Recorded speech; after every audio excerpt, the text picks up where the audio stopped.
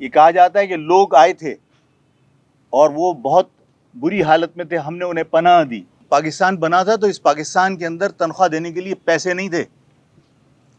ये बात सिंध के उन तमाम लोगों को समझ में आ जानी चाहिए जो हलक फाड़ फाड़ के महाजिरों को नंगा और भूखा कहते हैं।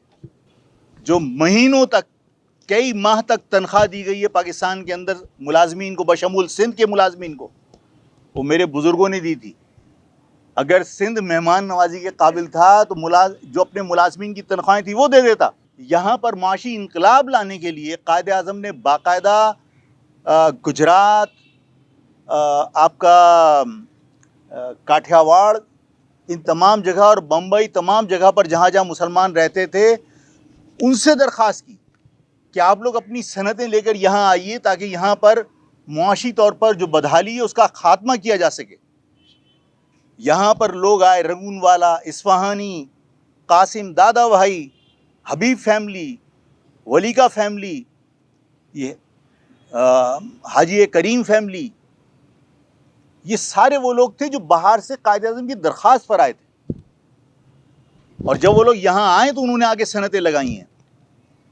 मैं अपने सिंधी भाइयों से कहता हूँ कि आप अपने बुजुर्गों से तारीख पूछ के मुझे बताओ कि दाऊद, वलीका, इस्फहानी या ओरिएंट वाले जो ओरिएंट जो एयरलाइन थी, इन जैसा कोई एक सिंध के अंदर सनतकार, कोई एक मालदार आदमी था? मोहतरम साफ़ी हजरात, हमीदा खोड़ो की किताब है कागजात बराए अलहदगी सिंध अज बम्बई। ये किताब सिंधियों को कहें कि वो पढ़ लें।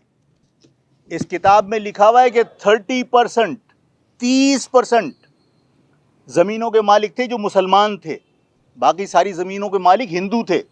वो तमाम अमलाक जो यहाँ से हिंदू छोड़ के गए थे, उस पर सिंधियों का, जो यहाँ पहले से आबाद थे, चाहे वो कितनी बड़े कौम परस्तों का हक हो ही नहीं सकता। और सारी जायदाद के ऊपर अगर किसी का हक है तो हिजरत करके आने वालों का हक है। यही वजह है कि वो एवीक्यू ट्रस्ट बना, और एवीक्यू ट्रस्ट के अंदर वाज़े तौर पर शीख नंबर 11 में लिखा कि मतरूका अमलाक किसी गैर मुताल्लिका शहरी, इदारे या किसी कौम परस्त तंजीम को मुंतकिल नहीं की जा सकती। यही वजह है कि एवीक्यू ट्रस्ट की ज़मीनें आज भी एबंडेंट पड़ी हुई हैं, लेकिन किसी को अलॉट नहीं की जा सकती।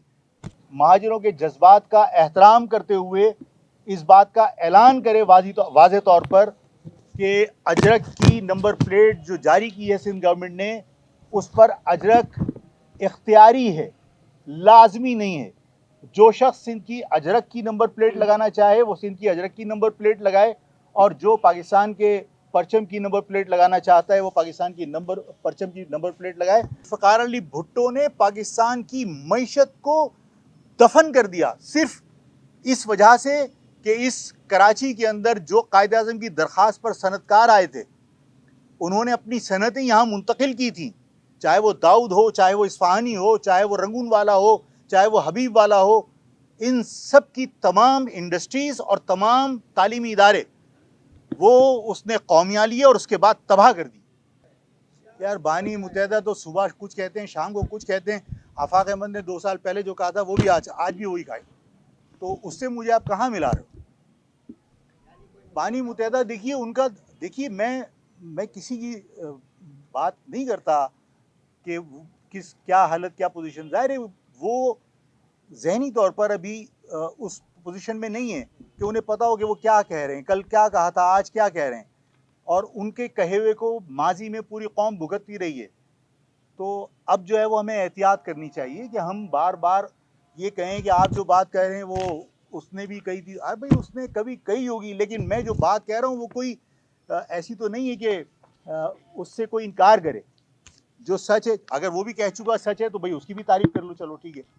लेकिन ये मेरे साथ जोड़ देना कि सिमिलर है, तो वो तासुर जाता है कि हमारा कोई मतलब कोई ताने वाने जुड़े हुए। वो भाई नहीं, वो अपनी जगह पर है, लेकिन आज उसकी वो पोजीशन नहीं है।